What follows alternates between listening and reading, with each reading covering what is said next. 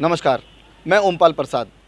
मुझे बड़ा अफसोस है कि रवीश कुमार के खिलाफ बीजेपी की आईटी सेल गलत अफवाहें फैला रही है। सीडीएस बिपिन रावत को लेकर जो अफवाहें अभी फैलाई हैं वो बड़ी ही दुखद हैं, जिसके लिए रवीश कुमार जैसे महान पत्रकार को आज ट्विटर और ट्रोलर्स को जाकर जवाब देना पड़ रहा है। उन्होंने किसी के बारे में कुछ नहीं लिखा था, ना ही कुछ बोला था, लेकिन फिर भी उन्हें इन बातों की सफाई उन लोगों को देनी पड़ी। पिछले 7 सालों से बीजेपी का रवैया इस तरह का रहा है कि छात्रों और कॉमेडियंस, जो छोटे छोटे कॉमेडियंस हैं या छात्र हैं, उनको भी महीनों जेल काटनी पड़ी है, जबकि आईटी सेल हमेशा अफवाहें फैलाने का काम करती आ रही है।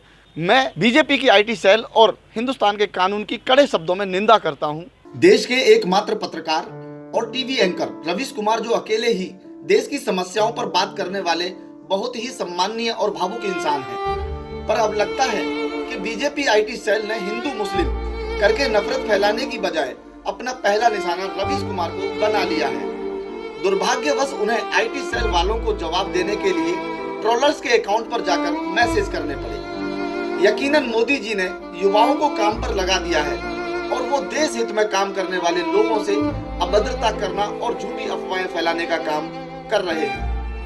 देश की लाखों समस्याओं के बारे में जनता बात ना कर ले, इसलिए बीजेपी ने देश भर में अपने प्यादों को ये झूठी अफवाहें फैलाने के लिए रखा है। जहां एक तरफ देश का युवा वर्ग विकास और तरक्की की बात करता दिखना चाहिए था, वहीं सरकार में बैठी बीजेपी नफरत फैलाने का काम कर रही है। जीएनएन की पूरी टीम और मैं ओमपाल प्रसाद रवीश कुमार जी के समर्थन में सरकार और कानून से यह सवाल करना चाहते हैं कि जब छोटे छोटे और कॉमेडियंस के एक एक बयान पर उन्हें महीनों सलाखों के पीछे बिताने पड़ते हैं और उन पर यूएपीए लगा दिया जाता है, तब ऐसे में जब देश के सबसे बड़े पत्रकार के नाम पर सेना प्रमुख के मामले में झूठी अफवाहें फैलाने के लिए बीजेपी की आईटी सेल पर कोई कार्रवाई क्यों नहीं होती। जीएनएन सरकार व कानून और बीजेपी की आईटी सेल की कड़े शब्दों में निंदा करता है।